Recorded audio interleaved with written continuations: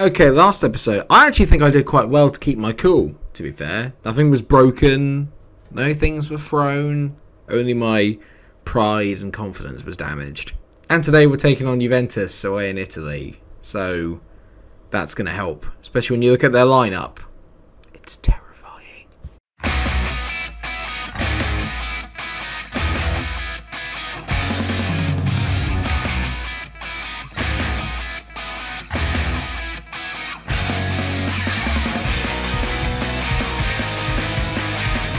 I say Juventus, obviously affectionately known as Zebra.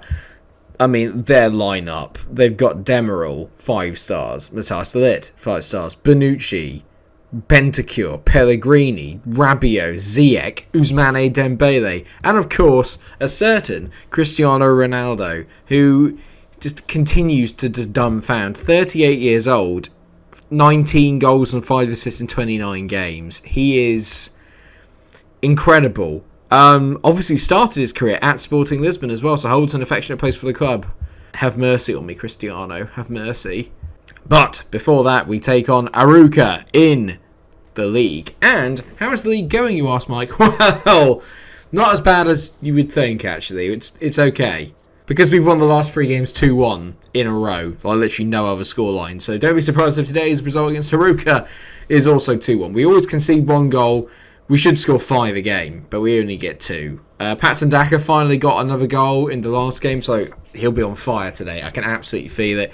Arouca were the first team to actually take points off us, but now they've dropped down the table and are down in 17th position.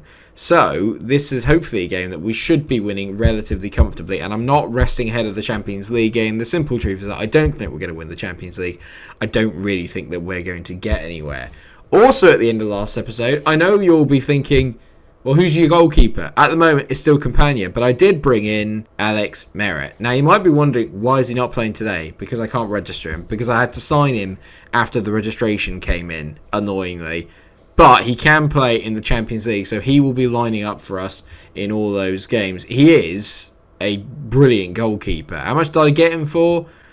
£15 million. Not a lot, really, when you look at it like that, is it? It could rise up to 22.5, but for the time I'm here, I think he's a step up in goalkeeper to Farines and definitely to Campagna. I'm pretty content with the way that deal panned out. Not bad at all. Still yet to make an appearance to the club, but obviously he'll be making it today. There's also a bid coming for Yango Herrera of £15.75 million, so hopefully I'm going to sell him off. It's just not really worked out for him here, and I'm happy to let him go. Chamiti's been in excellent form, but like I said, I think the team is beginning to kind of get a little bit back after that hit of confidence from Porto. I think that we're getting back to the team that we kind of were before, and we're just grinding results out. So today, Campagna's in goal, Mendes, Garcia, Quaresma and Dest make up the back four because Pedro Porro is carrying an injury, as always. Tonali, Igarte and Gonçalves are in the middle, Klozek's on the left, Maya is on the right, and Patson Daka is up front. Nuno Santos is also injured for a good 4 weeks, which is good because he was complaining about a lack of first-team football. I can't be blamed for this. We should win this game. They're currently last in the form table. We are still at the top of the league, as you can tell there. If I take the visualizer off, if I bring the league table up, if it will show me the league table, which it isn't, but we are ahead, still at the top. But Porto, if they win all their games in hand, are the only team that can overtake us as it stands. So, and that's only by a point. They've got 3 games in hand over us and are 8 points back. So there's still time, especially because we've still got to take them back to Argath, and hopefully we'll do them over there like they did at theirs. Oh yeah, it's not. I don't want to remember that. First highlight, Braga hits it long. I mean, that's not good. Coley's in on goal. What a save by Campagna. I mean, that's what I signed him for. I didn't sign him for that. I signed him to be a cup goalkeeper, not the first choice. This has really backfired. I like Eric Garcia, but part of me is thinking I wouldn't be too upset if I sold him. I can make a lot of money out of him. He's got a release clause of around about £50 million. So if I got rid of Eric Garcia, it probably wouldn't be the worst thing in the world because Guillamon and Quaresma made a much better partnership last year. As Tonali whips the ball in, Quaresma heads over the bar. We're beginning to turn the screw a little bit. A couple of set pieces in the last couple of minutes have just made me feel that we're beginning to get a bit of a foothold in this game. The amount of one shot, one goals I've had so far this season is ridiculous. And obviously not for me. I'm talking about opposition coming here, having one shot and scoring. Hopefully that won't be the case today. But I tell you, it's been a right frustration. Dest, great ball into Patson Daka. Patson Daka gets his second goal in 2 games. That is the finisher of a man who's very much got his confidence back. That's a brilliant finish. Good ball there by Dest on his wrong foot as well. I love that. And Daka, great run. And I mean, that is emphatic for a finish. He nearly breaks the net. Great finish. Good. Much more like it. I needed that before half time. We've been good, but not brilliant. I'm going to say we are capable of better, even though you have been performing quite well. Daka's been excellent today. Led the line well. Nice. First highlight of the second half, and they throw it long. Hlozek not quite getting it. Hlozek's been a lot better as well in recent weeks. He's been upping the goal scoring for him as well. I think he's scored in like 3 games in a row, so he's been much more like it. Agate has been the player to watch so far recently. Great ball over the top. Patson Daka in on goal. Patson Daka scores again. This is what I've needed. 2. Don't worry, we'll concede 1. Lovro-Meyer's going to come off because I'm going to need him for the game against Juventus. So Saka's going to come on. And I'm also going to take off. I'm going to take off Gonçalves as well. And I'm going to bring on Alan Franco. And I'll swap him with Agate. So Agate can be the advanced playmaker. And we'll let Franco step into that box-to-box role. Well, this is exactly what I needed. I needed my forwards to be in a bit of form. Cutrone's been a little bit off it recently, which is why Daka is getting a run of games. And to be fair, at least he is repaying me something chronic at the moment. He's playing very, very well and on the hunt for a hat-trick. Maybe he's just a cameraman. Maybe he just likes being a bit of a showman. Agate on the ball to Tonali. Franco's picked himself up an injury. That's good to see. Hlozek, ball over the top looking for Daka. He gets into the corner. He's run the channel really well there. Daka, not so good, but he passes it back to Hlozek. Go on, mate. Good ball in. Hlozek. Great run. Hlozek, not a good finish, though. What's that about? What are you doing there, mate? We're going to take Agate off, and I'm going to bring on Pedro Nuno. We're going to do something I don't often do, but we're going to go to a 4-2-3-1 just for the last bit of the game. Tonali is going to move up. Let's give Nuno a bit of a run out in that advanced playmaker role. He's saying that that's actually where he wants to play. And I'm not one to turn down the chance to make my best player happy. He's arguably not my best player. He was last year, but he's not this year. Well, it looks like it's going to be a comfortable 2-0 win, which I have to say is great news for me. That's a good ball in there and a decent header away by them. But Dest on the ball, back to Garcia, finds Quaresma. Come on, mate. An itchy head then. Oi, oi. Nuno on the ball, back to Mendes. Nuno Mendes, down that left-hand side. Go on, I'd like a 3-0. Mendes whips it in. Pedro Nuno. I bring him on. He scores. What a lad. What a man. 3rd goal of the season. He just makes stuff happen when he comes on. He's good as a sub, a super sub. He's good as a starter. He's just good. He's just a really good footballer. Brilliant play by Mendes here. And that's the kind of cross you want. Fizzed across the 6-yard box. And there's Nuno to tap in. Times his run perfectly. 3-0. Good confidence boost. Get a clean sheet. 3 goals. Especially 2 for Daka. Not bad. Not bad at all. That is a good way to lead into the game against Juventus. And if you think I'm going to change the way that we play, you are very much mistaken. Herrera then, who I bought in on a free. I've made a profit off of him. I've made a £15.75 million profit, which I think is pretty good. It may even rise to 17.5 come the end. Not bad for me. Oh, hello, that's not good. Alan Franco and Gonçalves are out. Okay, Gonçalves out for 1 to 3 days. Does that mean he's going to miss the game again? It's sprained wrist ligament. It's got nothing to do with bloody football. We'll be fine. Yeah, very, very chill game. I needed that. We've only got 2 days rest though. I mean, I wish we were playing on the Wednesday. That'd be a little bit nicer. I'm going to make sure the guys are rested up for that game because, as we all know in the Champions League, the away game is really the important one. Why is Sean Dyche constantly just trying to raid my team? I'm basically going to be Burnley Lisbon, Sporting Burnley by the end of all this. Porto won again. So now you get a good look here. You can see they're 8 points behind currently, but with 3 games in hand. So if they win all of those, they'll go 1 point clear. If Benfica win all 3 of their games in hand, they go 3 points behind. So at the moment, we are still in the driving seat in terms of Benfica. But Porto, well, our fate is in our own hands because if we beat Porto, it's not an issue. This is good news. Chavez managed to beat Benfica. Annoyingly, Darwin Núñez didn't move to City. There were rumours in the transfer window that he was going to move to City, but that didn't happen, which is a bit irritating for me because that would have done a really good favour. But Benfica have dropped points again. I don't want to say they're out of the title race because obviously they're not. We still have to play them twice in the league. But I mean, that's tough to come back from. Okay, there's another big tie going on at the moment, which is Real Madrid against Liverpool. That's a replay of, I think, last year's semi-final where Real Madrid won and made it through. Quaresma suspended, which is that's less than ideal. I didn't need that. So that means Yeomon's going to have to come in. Bugger. That I did not anticipate.